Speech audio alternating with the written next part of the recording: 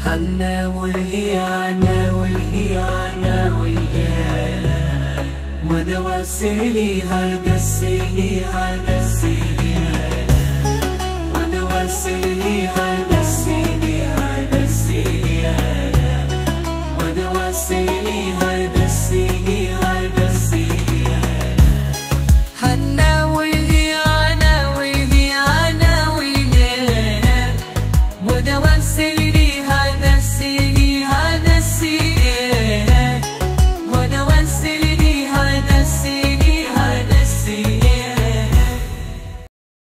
আসসালামু আলাইকুম প্রিয় দর্শক, আশা করি সবাই ভালো আছেন। আজ আমি আপনাদের নিয়ে যাচ্ছি এক অনন্য স্থানে, যা শুধু বাংলাদেশেই নয়, সারা বিশ্বে পরিচিত 201 গম্বুজ মসজিদ। এই মসজিদটি বিশ্বের সর্বাধিক গম্বুজযুক্ত এবং দ্বিতীয় উচ্চতম মিনারের মসজিদ হিসেবে স্বীকৃত। এটি অবস্থিত বাংলাদেশের টাঙ্গাইল জেলার গোপালপুর উপজেলার নগদা শিমলা ইউনিয়নের দক্ষিণ পাথালিয়া গ্রামে। আজকের ভিডিওতে আমরা এই মসজিদ সম্পর্কে বিস্তারিত জানব, এর নির্মাণশৈলী, ইতিহাস এবং আপনি কিভাবে এখানে যেতে পারেন সবকিছু তুলে ধরব। তাই ভিডিওটি শেষ পর্যন্ত দেখুন। আর যদি চ্যানেলে নতুন হয়ে থাকেন তাহলে সাবস্ক্রাইব করতে ভুলবেন না।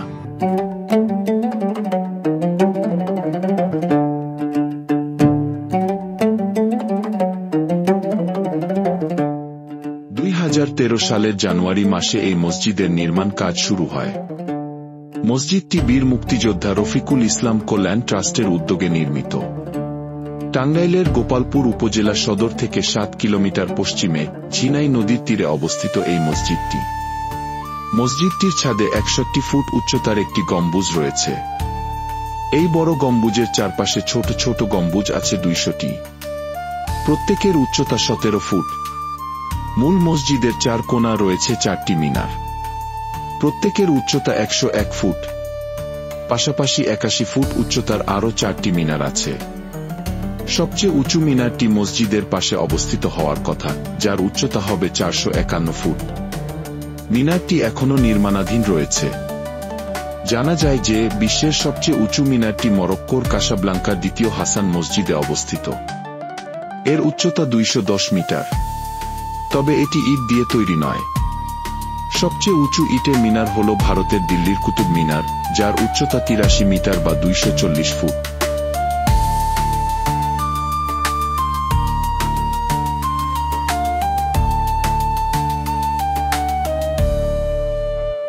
মসজিদটি দৈর্ঘ্যে 144 ফুট ও প্রস্থে 144 ফুট। মসজিদটিতে একসঙ্গে প্রায় 15,000 মানুষ নামাজ আদায় করতে পারবেন। মসজিদের দেয়ালের টাইলসে পূর্ণ কোরআন শরীফ অঙ্কিত হবে। মসজিদের প্রধান দরজা নির্মাণে ব্যবহার করা হবে 50 মণ পিতল। আজান দেওয়ার জন্য জায়গা মসজিদের সবচেয়ে উঁচু মিনারে বানানো হবে। মসজিদটি সম্পূর্ণ শীতাতপ নিয়ন্ত্রিত করা হবে। তবে এতে বর্তমানে 1000-এরও বেশি বৈদ্যুতিক পাখা যুক্ত করা হয়েছে।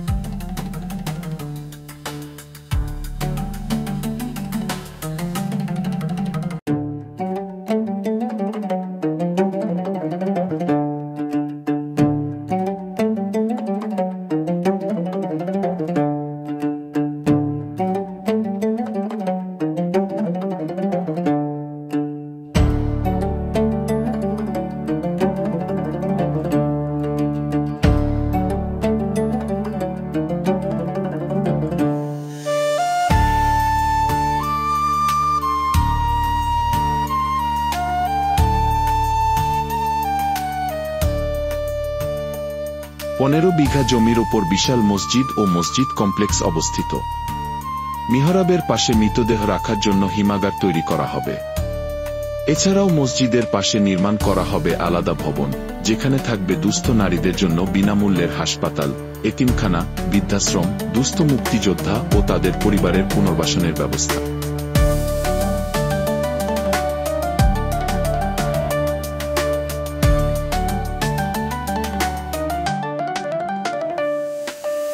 ঢাকা অথবা বাংলাদেশের যে কোনো জায়গা থেকে প্রথমে টাঙ্গাইল যেতে হবে। কমলাপুর রেলওয়ে স্টেশন অথবা বিমানবন্দর রেলওয়ে স্টেশন থেকে ট্রেনে টাঙ্গাইল যেতে পারবেন।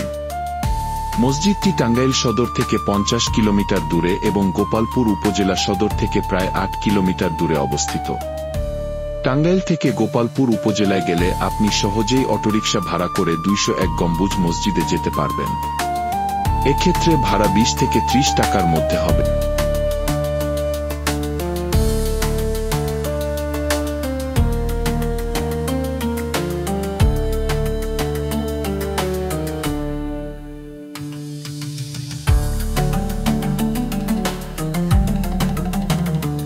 গাবতলী, মিরপুর, মহাখালী এবং সায়েদাবাদ বাস টার্মিনাল থেকে বাসে করে গোপালপুর যাওয়া যায়। গোপালপুর থেকে অটোরিকশা করে মসজিদে যেতে পারবেন। মহাখালী বাস স্ট্যান্ড থেকেও খুব কম সময়ের মধ্যে টাঙ্গাইল পৌঁছানো যায়। আপনি সরাসরি গোপালপুর যেতে পারেন, যার ভাড়া 150 থেকে 250 টাকার মধ্যে। ঢাকা টাঙ্গাইল মহাসড়কের যে কোনো জায়গা থেকে দ্রুতগামী বাসে করে যেতে পারেন। এছাড়াও যদি আপনি এসি বাসে যেতে চান তাহলে কল্যাণপুর থেকে ধনবাড়ী টাঙ্গাইল যেতে পারেন। সেক্ষেত্রে আপনাকে ঘাটাইল সেনানিবাসে নেমে যেতে হবে। তারপর আপনি গোপালপুর অথবা সরাসরি সিএনজিতে 201 গম্বুজ মসজিদে যেতে পারেন।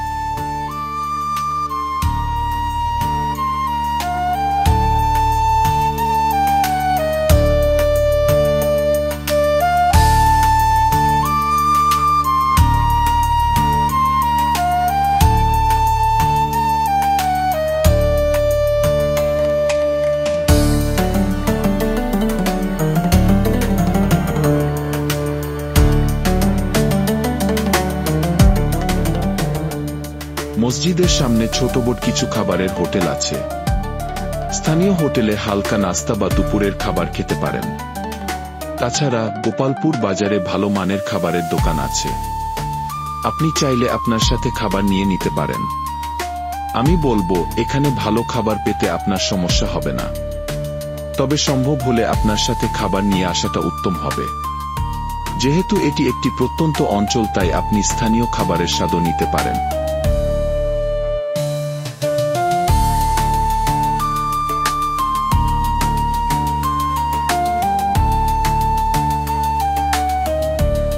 যদি আপনি একদিনে ঢাকা থেকে ফিরতে চান তাহলে আপনাকে খুব ভোরে রওনা দিতে হবে।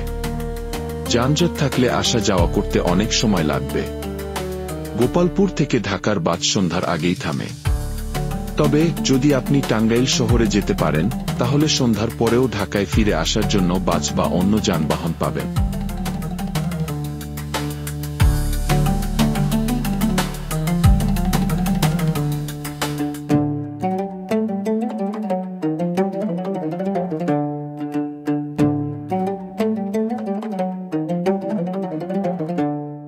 এটি মুসলমানদের জন্য একটি ধর্মীয় স্থান, তাই এমন কিছু করবেন না যা সাধারণ মানুষের ক্ষতি করে।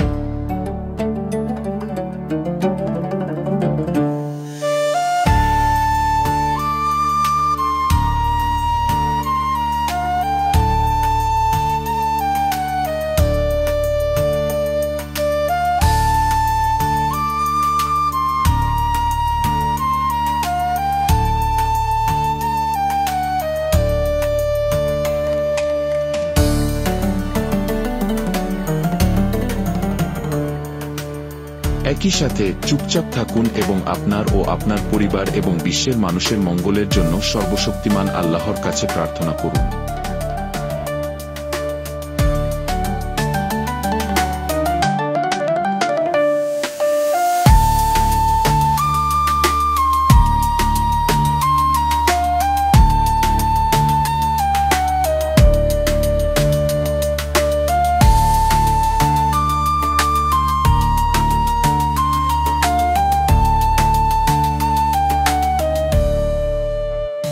ভিডিওটি ভালো লাগলে চ্যানেলটি সাবস্ক্রাইব করুন।